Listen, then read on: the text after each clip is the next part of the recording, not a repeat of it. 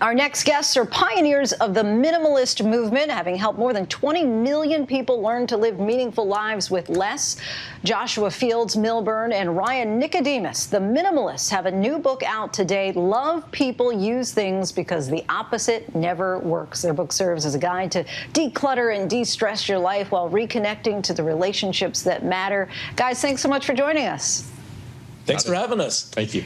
So you both seemingly had all the traditional societal staples of success, the large house, nice cars, six-figure salary. What led you to make this dramatic shift toward minimalism? Really it started with me. I sort of achieved the American dream, everything I ever wanted, as you said, but these two events happened. My mother died, my marriage ended, both in the same month. And these two events really forced me to look around and start to question what had become my life's focus. And I realized I was so focused on so-called success and achievement, and especially on the accumulation of stuff. I was sort of living the American dream, but it turns out it wasn't my dream. And it took getting everything I thought I wanted to realize that maybe everything I ever wanted wasn't actually what I wanted at all. And so I stumbled across this thing called minimalism and found out I needed to simplify my life. I wanted to let go of the excess stuff so I could make room for what was truly important for myself, for my values, for my creativity, and for my relationships with other people. And how has that personally benefited you? Man, I mean, for me, I've made room for more time, more meaningful relationships, more growth and contribution and contentment. Really, I've learned how to live a life free from this really crazy world that we live in. I mean, the average American sees about 5,000 advertisements a day. That's over 1 million a year.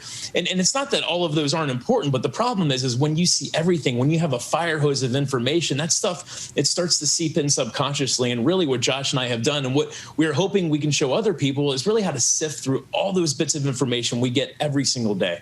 And Ryan, you often reference the idea of what is essential, from material essentials to essential relationships, an idea that mostly everyone has become familiar with throughout the pandemic. What advice would you have for someone who may be looking to take that first step in reevaluating what is essential in our lives as we come out of this pandemic? Oh, wow. I mean, I think anyone can start with really getting clear on what their values are. I mean, if we don't know what we value, it's hard to be clear on what we should bring in and what we should keep out. So you can actually go to the minimalists.com/V as in values. And there's a worksheet there that can really help people get clear on what makes them tick. Now, if someone's looking to declutter, we all know that decluttering, it can be boring sometimes. So Josh and I, we found a way to make it fun with a little friendly competition. If you're looking to declutter, find someone else who wants to do the same, a friend, a family member, a coworker, and you guys can agree to play the 30-day minimalism game. And here's the way it works. Both of you agree to start on the first day of any month. So on the first day of the month, you get rid of 1 item. And then on the second day of the month, 2 items. And then on the third day of the month, 3 items. And then okay, you get it. So forth and so on. It starts out really, really easy by, day 10, you get rid of 10 things. And then day 20, you're like, oh my goodness, I got to get rid of 21 things tomorrow.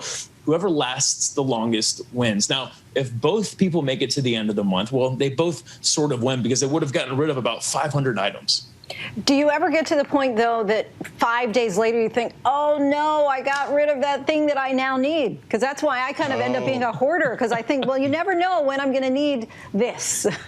Yeah. Just in case. Yeah, the 3 most dangerous words in the English language are just in case, because they allow us to justify holding on to everything. It's the reason that the average American household has 300,000 items in it. Most of us aren't hoarders. We just have a lot of stuff, a lot of just in case items. One of the rules we have in our new book is called the just in case rule. It's also known as the 20/20 rule. And here's how it works. Anything that you're holding on to just in case, well, you can let it go because you can replace it for less than $20 in less than 20 minutes from wherever you are. Now, you might say, well, wait a minute, I don't want to go around spending $20 every single day to replace these just in case items. But the truth is, between me and Ryan, over the last dozen years, we've only had to use that rule 5 times between the two of us. But it's given us permission to let go of tens of thousands of excess just in case items that were just getting in the way.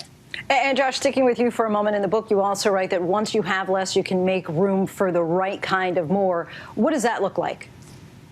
Well, as I said a moment ago, we have so much stuff. And you asked about that word essential.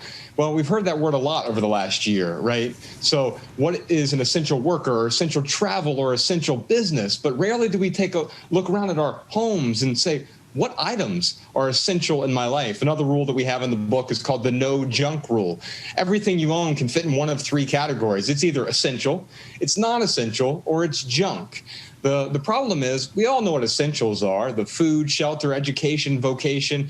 But then the non-essentials are things that add value to our lives. We want to hold on to those things if they truly add value. Unfortunately, most of the things in our homes and in our lives are junk. They masquerade as being essential, but they're actually getting in the way. And if we're able to identify what is junk, we can let go of that, and we can retain the things that actually enhance or amplify our lives.